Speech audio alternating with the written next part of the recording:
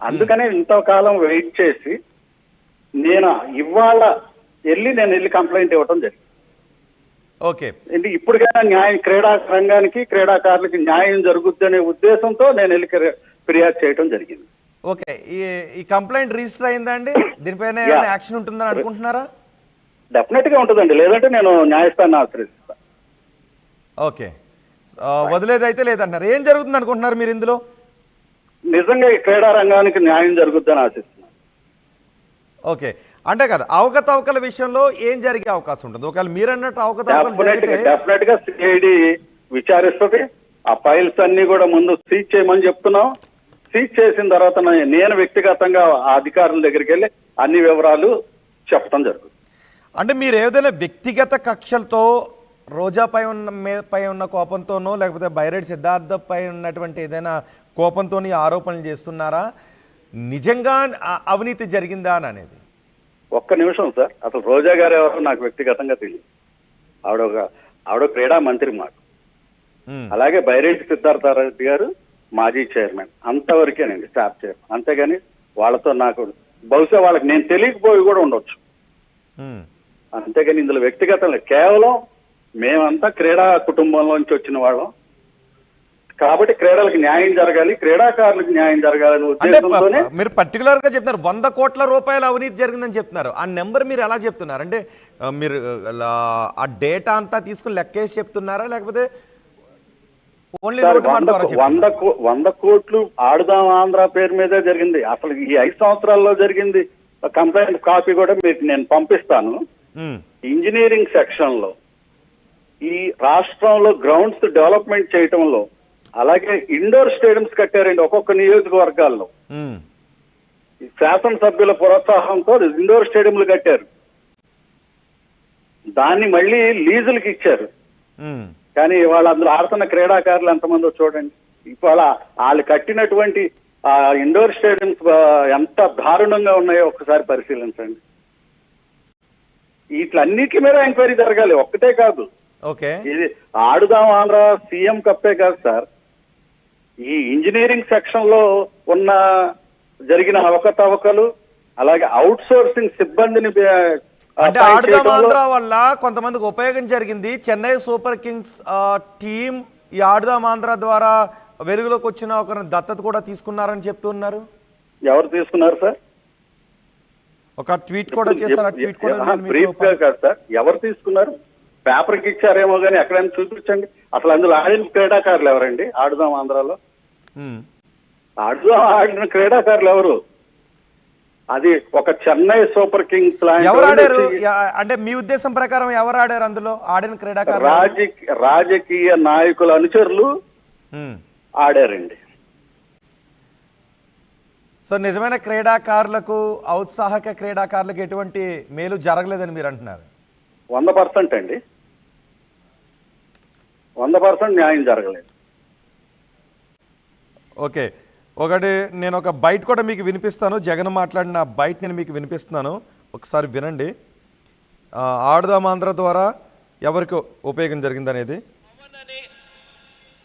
విజయనగరంకు సంబంధించిన అబ్బాయి, అదే రకంగా కేవీఎం విష్ణు వర్ధని అని చెప్పి ఎన్టీఆర్ జిల్లాకు సంబంధించిన చెల్లెమ్మ, వీళ్ళిద్దరినీ కూడా చెన్నై సూపర్ కింగ్స్ ను వీళ్ళిద్దరినీ కూడా దత్తకు తీసుకొని మరింత ట్రైనింగ్ ఇచ్చే దిశగా అడుగులు వేయించే కార్యక్రమానికి శ్రీకారం చుట్టారు.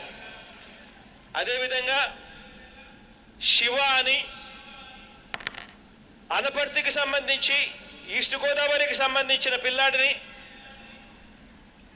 కుమారి గాయత్రి కే గాయత్రి అని కడప జిల్లాకు సంబంధించిన చెల్లెమ్మను, వీళ్ళిద్దరిని ఆంధ్ర క్రికెట్ అసోసియేషన్ దత్తత తీసుకోవడానికి ముందుకొచ్చింది. వీళ్ళల్లో కూడా ప్రతిభ ఉంది. ప్రసాద్ గారు విన్నారా జగన్మోహన్ రెడ్డి మాట్లాడిన మాటలను? విన్నాను సార్. మీరు జగన్ గారు మెన్షన్ చేసిన పేర్లు ఎన్ని సార్? పవన్ ఓన్లీ 4. ఓకే, లక్షలాది మంది క్రీడాకారులు పాల్గొన్నటువంటి క్రీడలో ఓన్లీ 4రేనా? అంటే గరిష్టంగా జరిగినటువంటి మేలు గురించి చెప్తున్నారు. ఇంకా చిన్న చితక చాలా మందికి జరిగాయనే అభిప్రాయాన్ని వైసీపీ నాయకులు చెప్తున్నారు. అదే విచారణకు రండి. సో ఐపీఎల్ టీంలు దత్తత తీసుకుని వాళ్ళు ట్రైనింగ్ ఇస్తున్న విధంగా ఉపయోగపడింది చాలా మందికి. సార్ యాక్చువల్గా ఏ ఈ రాష్ట్రంలో ఎక్కడున్నా సరే ఏదైనా సరే ఎవరో ఒకళ్ళు ప్రతిభ ఉన్నవాళ్ళు కొంతమంది బయటకు వస్తానే ఉంటారు సార్.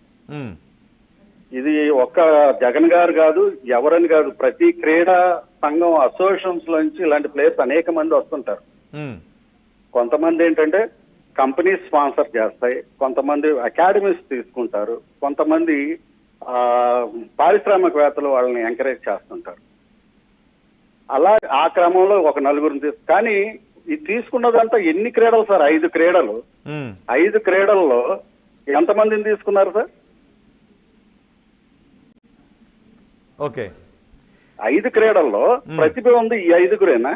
వందలాది మంది క్రీడాకారులు, నైపుణ్యం ఉన్న క్రీడాకారులు. అంటే అందరినీ ఐపీఎల్ టీములు తీసుకోలేవు కదా, వందలాది మందిని వేలాది మందిని తీసుకోలేవు కదా. నిజంగా ఐపీఎల్ లాంటి టీములు తీసుకున్నారు అంటే 10ల సంఖ్యలోనే ఉంటుంది. సో ఆ స్థాయి నుంచి ఇంకా కిందకి వెళ్లే కొద్దీ చాలా మందికి ఉపయోగం ఉంటుంది, లేకపోతే ఒక స్ఫూర్తి ఉంటుంది, ఒక స్ఫూర్తిని కూడా నింపడానికి అవకాశం ఉంటుంది కదా. అది జరగలేదని మీరు అంటారా? స్ట్రైట్ క్వశ్చన్ ఒకటే సార్. క్రికెట్ అనేది రాష్ట్ర ప్రభుత్వం గుర్తింపు ఉన్నటువంటి సంస్థ, అది ప్రైవేట్ సంస్థ. బీసీసీఐకి అనుబంధంగా ఉన్నటువంటి ఒక ప్రైవేట్ ఆర్గనైజేషన్ కి సంబంధించినటువంటి క్రీడ. దాన్ని మన రాష్ట్ర క్రీడలతో పోలుస్తారేంటి సార్? అంటే పోల్చకూడదా? మరి దేశం అంతా దానికి మన జాతీయ క్రీడను కూడా పక్కన పెట్టి క్రికెట్కి ఎక్కువ ఆదరణ ఇస్తున్నటువంటి సందర్భం. సో ఆ క్రీడను ఆడకూడదు అంటారా? క్రికెట్ ఆడకూడదా? ఆడకూడదని ఎవరు ఇప్పుడు కూడా కామెంట్ చేయకూడదు సార్. కానీ రాష్ట్ర ప్రభుత్వం గుర్తించిన క్రీడలు 74 ఉన్నాయి సార్. ఈ 74 వీటిలో క్రీడల్లో ఏ షటిల్లో నుంచో, లేకపోతే టేబుల్ టెన్నిస్ లో నుంచో, అలాగే హాకీలో నుంచో అనేక మంది ఉత్తమ క్రీడాకారులు, భేద క్రీడాకారులు ఉన్నారు సార్. వాళ్ళని జాతీయ స్థాయి, ఇండియా స్థాయిలో తయారు చేసుకుందాం. క్రికెట్ కి ఎవరైనా స్పాన్సర్ దొరుకుతారు, కానీ ఈ క్రీడల్లో ఉన్నటువంటి నిజమైన క్రీడాకారులను గుర్తించాలన్నదే మా తపన. ఓకే, అంటే మీ క్రికెట్ తీసుకోవటాన్ని అభ్యంతరం వ్యక్తం చేస్తున్నారా, లేకపోతే ఆడదాం ఆంధ్రలో జరిగిన అవినీతిని ఎక్కువగా మీరు అబ్జెక్ట్ చేస్తున్నారా? నేను క్రికెట్ గురించి మాట్లాడను సార్, ఎందుకంటే ప్రతి ఒక్క పిల్లవాడికి క్రికెట్ గురించి తెలుసు, కబడ్డీ గురించి తెలుసు. కానీ జరిగిన విధానంలో తప్పులు జరిగింది, దాన్ని మేమెత్తి చూపాం. అంటే మరి దీనిపైన మిగిలిన వారు ఎవరో కూడా ఎందుకు మాట్లాడలేదు? మిగిలిన క్రీడాకారులు ఎవరో ఎందుకు మాట్లాడలేదు? సార్ అందరికీ దీని గురించి తెలుసు, కానీ మాట్లాడలేకపోవడానికి అనేక కారణాలు. ఒత్తిడి, బెదిరింపులు, అలాగే వాళ్ళు క్రీడాకారులు అనేవాళ్ళు ప్లేయర్లుగా ఎదిగే క్రమంలో అనేక ఆటంకాలు ఎదురవుతాయి. ఒకటి, క్రీడా సంఘాలు పొద్దున్న లేస్తే మళ్ళీ శాప్ తో పనులు ఉంటాయి సార్. వాళ్ళు స్పోర్ట్స్ అథారిటీతో ఈ సబ్ జూనియర్, జూనియర్, సీనియర్స్ ఈ రికార్డ్స్ అన్ని సబ్మిట్ చేసే దాంట్లో అనేక ప్రయాసాలు ఉంటాయి, అన్ని ఫైల్స్ సబ్మిట్ చేసే దాంట్లో. సో దీన్ని డీటెయిల్డ్ గా మాట్లాడాలంటే కొన్ని గంటలు డిబేట్ అవుతుంది. కాకపోతే మీరు క్లుప్తంగా నన్ను లైవ్ లో అడుగుతున్నారు కనుక క్రీడలు, అనేకమైన క్రీడల్లో ఉన్న అధికారులు స్టాఫ్ తో ఉన్న పరిచయాలతో మాట్లాడలేకపోవచ్చు. కానీ ఇవాళ నేను ఈ ఆరోపణ చేయడానికి అనేక విమర్శలు కూడా ఎదుర్కోవాల్సి వస్తుంది సార్. నాకు ఏ రాజకీయ బ్యాక్గ్రౌండ్ లేదు, ఏ రాజకీయ నాయకుడి దగ్గరలో మనం వెళ్ళి నాకు ఇది అని కూడా నేను ఏ రోజు చెప్పలేదండి. వ్యక్తిగతంగా ఆడుదాం ఆంధ్రాలో కానీ, సీఎం కప్ లో కానీ, టోర్నమెంట్లు జరుగుతున్న ప్రదేశాలకు నేను వెళ్ళి స్వయంగా చూసి నేను ఆవేదన చెంది ఇప్పుడున్న గవర్నమెంట్ లో అయినా నిజమైన క్రీడాకారులకు న్యాయం జరుగుతున్న ఉద్దేశంతో నేను వ్యక్తిగతంగా వెళ్ళి కంప్లైంట్ ఇవ్వటం జరిగింది. ఓకే, ఇప్పుడు దీనిపైన విచారణ జరిపితే మీరంటున్నట్టుగా బైరెడ్డి సిద్ధార్థ, రోజాతో పాటు అధికారులు కూడా ఎవరైనా బలయ్యే అవకాశం ఉంటుందా? ఒకవేళ దీనిలో పూర్తి స్థాయిలో విచారణ జరిగి మీరన్నట్టే అవినీతి జరిగింది అని ఏదైనా ఆధారాలు దొరికితే ఏం జరుగుతుంది? రోజాను అరెస్ట్ చేస్తారా? మీ ఉద్దేశం అదేనా, రోజాను అరెస్ట్ చేయాలి అనా? విచారణ జరపమంటున్నామండి. తప్పు చేసిన వారిని మీద చర్యలు తీసుకోమంటున్నాం. ఒక్క పట్టు I'm not mention any person నేను.